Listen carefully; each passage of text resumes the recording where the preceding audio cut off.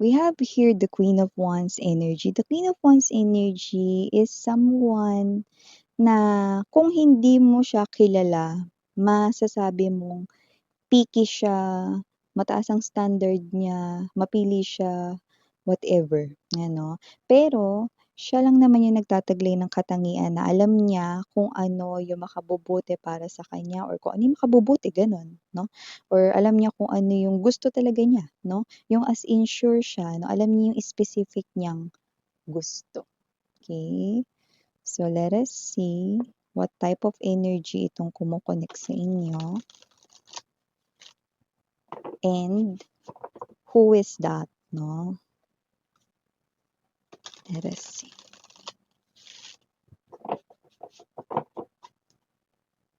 Puwede rin kayo yun, mga babes. Just take how this resonates.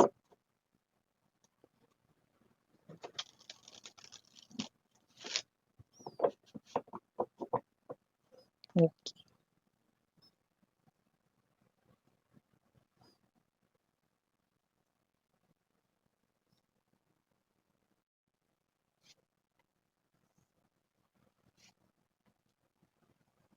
Oh, okay. Oh, you've got the well right here. Taray.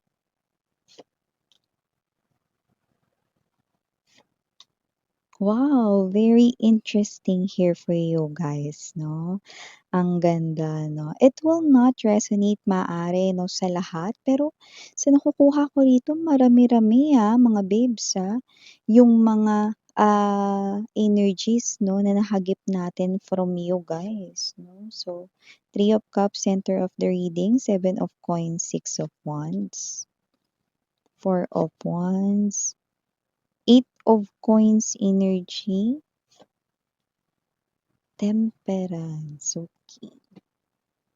Bottom of the deck.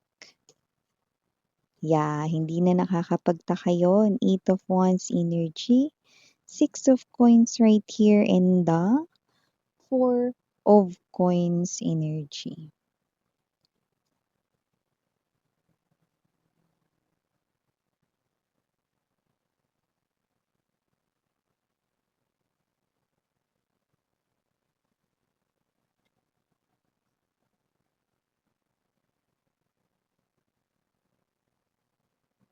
Okay, so hi and hello there collective. My name is Yan. Welcome new subscribers, returning tambayers. Thank you sa inyong walang sawang love and support for me. At kung hindi nyo pa knows, meron pa po tayong isa pang channel. Link is down below. Sa ating description box, if interesado, just click that link para kayo ay makapunta. Do own. So yun nga, no, araw-araw ay nag-upload din tayo ng collective readings for all signs there, no? So wala tayong gender dito mga babes ha, babae, lalaki, LGBT, everybody ay welcome. Puwede rin pong i-switch yung mga roles dahil possible talaga magkapalit-palit kasi general reading ito. And at the end of the day, lahat ay may free will na free niyong gamitin anytime, anywhere. And timeless din ito. So, puwedeng ito ay nangyari na, sa iba nangyayari na ngayon at sa iba ay mangyayari pa lamang, 'no? At ito ay nakikita ko, 'no, sa pagitan mo at sa iyo ritong bagong pag-ibig 'no. So yung iba puwedeng ito ay nagsimula na na fresh, Ace of Cups energy, okey.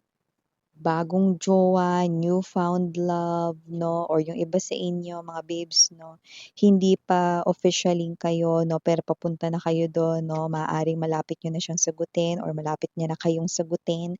Basta nakakita tayo rito ng relationship, bagong pag-ibig 'no, so yun ang nakakita at nakukuha natin dito 'no. So nakakita tayo ng book, alam mo yung amoy ng bagong libro, 'di ba ang bango?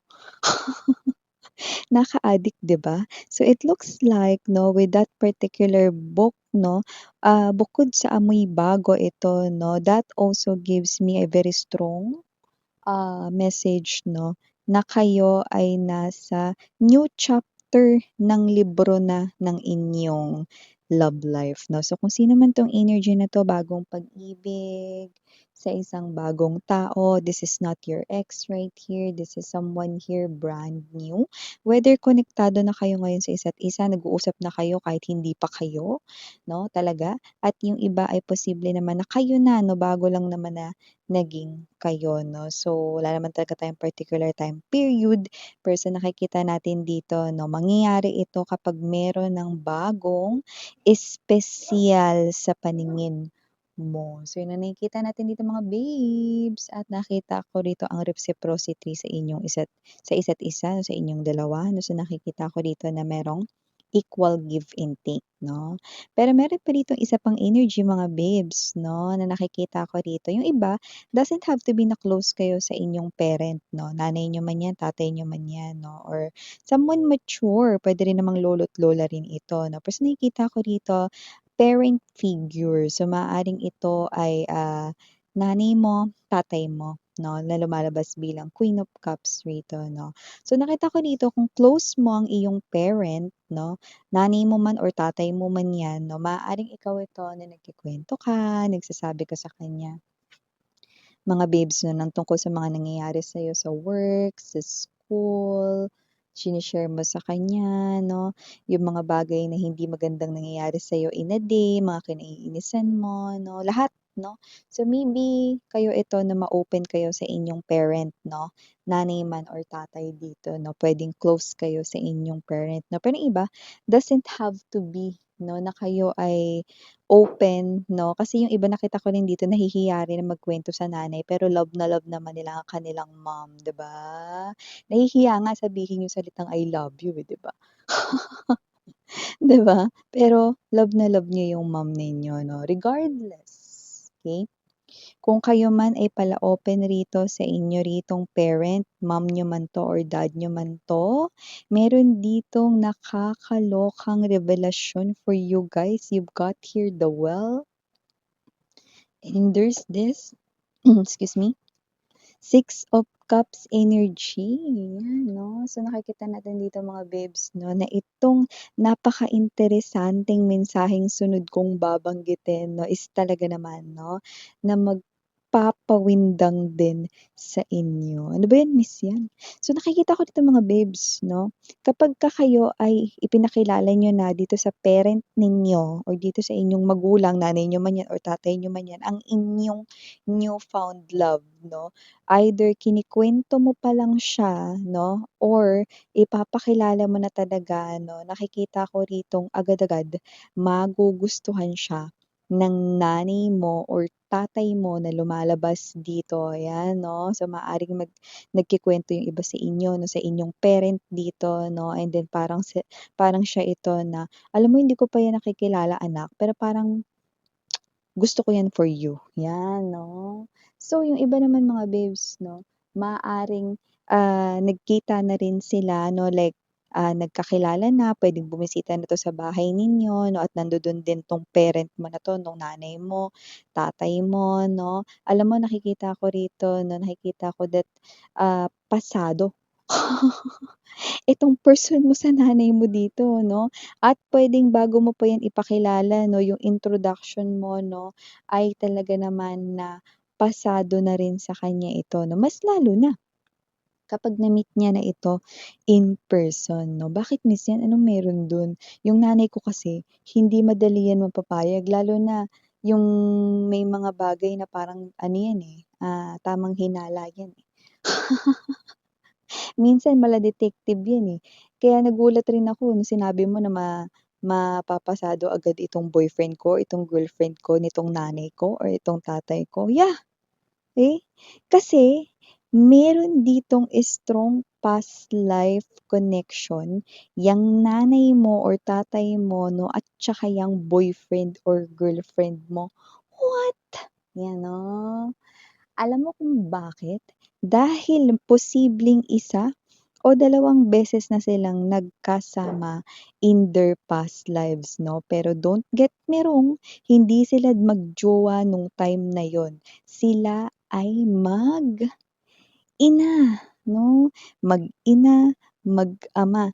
In short, yang nanay mo posibleng yan ay ang nanay ng boyfriend or girlfriend mo nung past life niya or puwede rin naman na yang nanay or tatay mo ang anak at ang parent or magulang ay ang boyfriend or girlfriend mo. Kaya sila, boto dito sa iyong person dahil kilala na nila yan, na-recognize yan ng kanilang soul with the well right here, malalim, no? Well, balon, no? Malalim ang kanila ritong pinagsamahan. So, di ba nakakaloka? And with this Three of Cups energy, ngayon sila magre-reunite. Kaya naman mga babes, no, panalo na agad Six of Wands energy ang iyo ritong jowa or sayong nanay or tatay dito 'no, dahil okey, sila ay nagkatagpo na hindi nila kailangang maalala yun ha. Alam mo naglilitawan ngayon yung past lives napansin ko lang ha. Alam mo mga babes 'no, etong etong connection nila way back before 'no is very strong 'no, na hanggang ngayon is posibleng nagtagpo sila pero hindi naman sila ngayon family, okey? Pero magiging family rin sila soon, yes. Kasi ikaw nga yung mapapangasawa nila, 'di ba? So, lumalabas dito pasado na agad yang new found love mo or yung new boyfriend, new girlfriend mo dahil mag-ina sila o mag-ama sila in the future. Kaya nakikita ko dito magiging close sila ng parent mo 'no, at nakikita ko dito na magkakasundo sila 'no. Imagine, 'di ba? Yung son-in-law, yung daughter-in-law, 'di ba, kasundo ng parent ng asawa niya. See? Okay, so nakikita ko rito 'no na, ituturing na parang anak ng iyong parent itong iyong person 'no, lalo na kapag kayo ay ikinasal na, okay. Kilala niya 'yan, anak niya 'yan nung past life niya, or magnanay sila nun, eh, 'no. Yung boyfriend, girlfriend ng iba sa inyo puwedeng sila naman yung magulang tapos yung nanay or tatay mo sila yung anak ng boyfriend or girlfriend mo nung past lives nila. So nakita ko rito 'no that with this Four of Wands energy, Eight of Pentacles 'no, nung past life 'no, nakita nila, okey, kung paano yung ugali ng isa't isa 'no, at yang nanay mo kahit hindi niya na kailangang maalala yung past life 'no, dahil, yun ay very rare type lang naman 'no, ng situation, pero nare-recognize ng soul ng nanay or tatay mo 'no, na yan ay ang kanya ritong anak 'no, na masipag, responsable 'no, at nakikita ko rito na 'yan yung magle-lead sa inyong life 'no, which is yun rin yung nangyari nung past life 'no, noon. With the Eight of Pentacles energy nakita kong provider 'yan, yang boyfriend mo or girlfriend mo 'no. Yung iba single kayo ngayon pero nakikita ko na meron ditong someone na makikilala kayo at magiging ka-in relationship mo siya 'no. Parating pa lang siya, pero yung iba ka-connect mo na ngayon 'no. So, nakita ko rito 'no, na responsable talagang tao na 'yan 'no, tsaka 'yan ay provider ng kanilang family way back before 'no. So, family sila ng iyong mother or father dito way back before, and with the Temperance energy nakita ko rito na responsable ang person na 'yan at nakikita ko rito 'no, na, hindi nagdadalawang isip or hindi nag-e-hesitate ang iyo ritong parent 'no, na ipagkatiwala ka diyan kasi with the Temperance energy, naramdaman ng iyo ritong parent na 'yan ay talagang concern sa'yo 'no. Talagang trueness ang feelings niya sa'yo. Kaya with the Eight of Wands energy, Six of Coins right here, Four of Pentacles energy, Eight of Wands magtutuloy-tuloy pa rito mga babes na parang alam mo magugulat ka kasi kahit na hindi pa kayo kinakasal niyang boyfriend, girlfriend mo 'no, magiging close sila ng parent mo rito to the point na parang, ikaw yung hindi anak. Yung alam mo yun, 'no? Yung parang kunwari nasa isang mesa kayo rito 'no, ikaw yung anak, "Anak sandukan mo naman 'tong boyfriend mo, girlfriend mo ng kanin, dagdagan mo pa, anong gusto mo? Gusto mo ba ng dessert?" Yung parang gano'n 'no. So nakikita natin dito 'no, that your parent is really close. Why?